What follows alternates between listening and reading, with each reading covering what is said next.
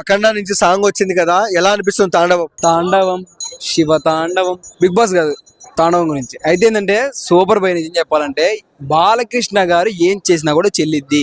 తొడగొడితే రైళ్ళు ఎనిక్కిలిపోతాయి, గొడ్డలతో నరికితే ఆ బుక్కడు ముక్కలు ముక్కలు చిరిగిపోతాడు.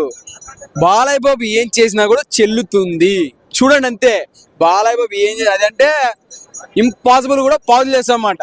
ఆల్రెడీ ట్రైలర్ లో వదిలాడు, ఇట్లా షూల మీద తిరుగుతాడు, రపరప రపరప రపరప అని చెప్పి షూలను తిరుగుతూ ఉంటుంది అనమాట. ఆ షూలంకి ఫిజిక్స్ ఉండదు, కెమిస్ట్రీ ఉండదు, గ్రావిటీ ఉండదు, ఏముండదు అనమాట. తిరుగుతూ ఉంటుంది అనమాట. తిరుగుతూ ఉంటుంది అనమాట. అలాగే బాలయ్య బాబు ఏం చేసినప్పుడు చెల్లుతుంది. సాంగ్ కూడా వచ్చింది. అఖండ 1 అయితే మంచి సూపర్ డూపర్ హిట్ అయితే కొట్టింది. అలాగే అఖండ 2 కోసం అయితే వెయిటింగ్ చేస్తా ఉన్నాము. ఆల్రెడీ వారణాసిలో తీయడం జరిగింది అనమాట. ఎంతో మంది ఆ రోజు జరిగాయి అవి ప్రవచనాలు అవి. అప్పుడు కూడా ఆయన ఎంతో కష్టపడి షూటింగ్ చేయడం జరిగింది. అదే ఏదో జరిగింది something, I don't know, sorry for that. Super, చాలా చక్కగా ఉంది చెప్పాలంటే. Okay fine, what ever it is. Balayya Babu mass కోరుకుంటారు జనాలు. బాలయ్య బాబు అంటే మాస్ అంటే బాలయ్య బాబు సూపర్ హిట్.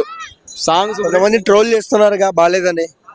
ఏంటి బాలేదు, సాంగ్ బాలేదన్నా? లేకపోతే సాంగ్ బాలేదంటే వాళ్ళకి మ్యూజిక్ సెన్స్ లేదనుకుంటా, దయచేసి చెప్తా ఉన్నా అనమాట.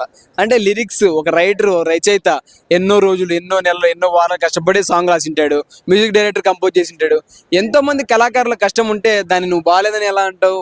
మూర్ఖులు నీచంగా మాట్లాడతారు అన్నట్లు వాళ్ళ విధంగానే అనుకుంటారు అనమాట. They don't know what is. Looks ఎలా అనిపించాయి అంకుల్? లుక్స్ చెప్పాల్సిన అవసరం లేదు భయ్యా. మాస్ ఏం చెప్తాను చెప్పు, నువ్వు ఏం చెప్తాను చెప్పు. బాలకృష్ణ గారు చెప్పాల్సిన అవసరం లేదు. చెప్పు, అఖండలో డైలాగ్.